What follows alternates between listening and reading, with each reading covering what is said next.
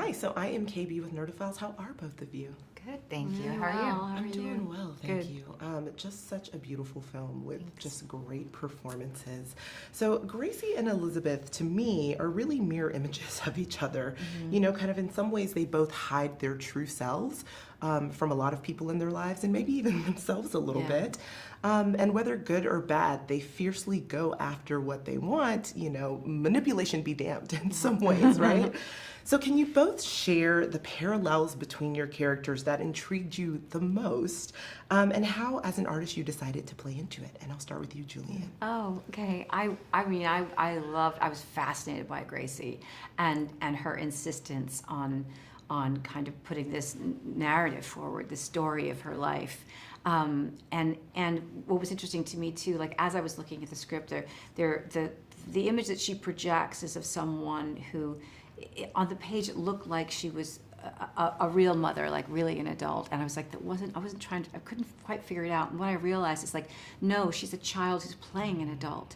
She's like a little girl who's put on an apron, has a wooden spoon in her hand. It's like, I'm the mom, you know, do what I say, because that's how she's able to, you know, this transgression that's happened 20 years earlier has kind of, you know, she can only justify that because that's the state that she lives in, that she is like, you know, fragile and childlike, in need of protection. And she found her prince and he saved her, and her prince happened to be 13 years old, which is shocking, right? So, I mean, that in and of itself was enough to compel me to play this character. And the idea that somebody refuses to look at themselves and their actions, ever. What about for you, Natalie? Well, I think that there's between being a woman and being an actress, there's this huge parallel.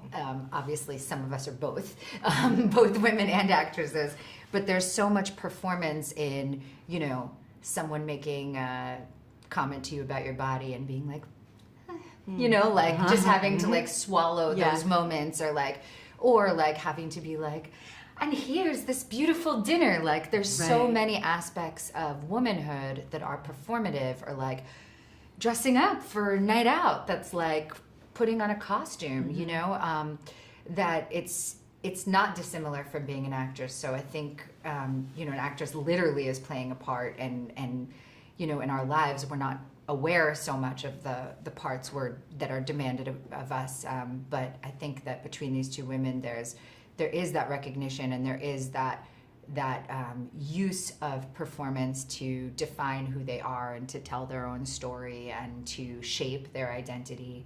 And they see each other and they're like attracted to it and repelled by it, about how much of themselves they see in the other Person, yeah. It's almost interesting because they butt heads almost immediately.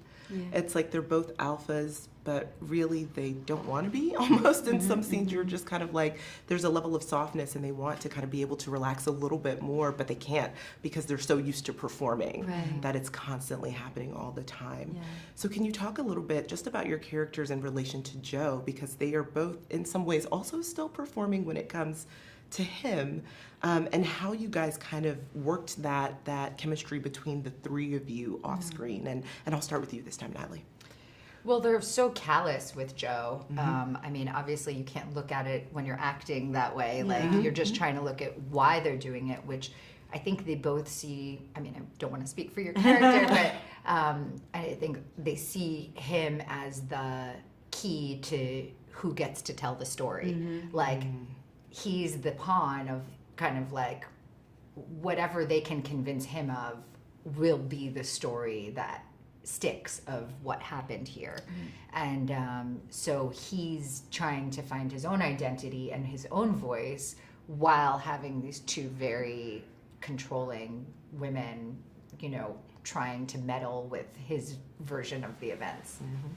Yeah, I think that's the love story. You know, that's her, you know, Gracie's. That's it for her. Is that there's a certain point in her life, you know, that she was living a conventional life, and then she fell madly, wildly in love with this boy, and the fact that they've sustained that narrative for 20 years and have 3 kids, and who knows? I don't even know what the reality. I can make these kind of suppositions about what I think made it continue for so long. But that's what's so important. That's the mythology that she needs to keep alive to make her story the true one, right? Yeah, well, listen, I can't wait for everyone to see the film. I'm sure people will constantly be talking about it because there's so many layers and so much depth that happens throughout this film. And just thank you both for taking the time to chat with Nerdophiles. I really appreciate it. Thank you so much. Thanks.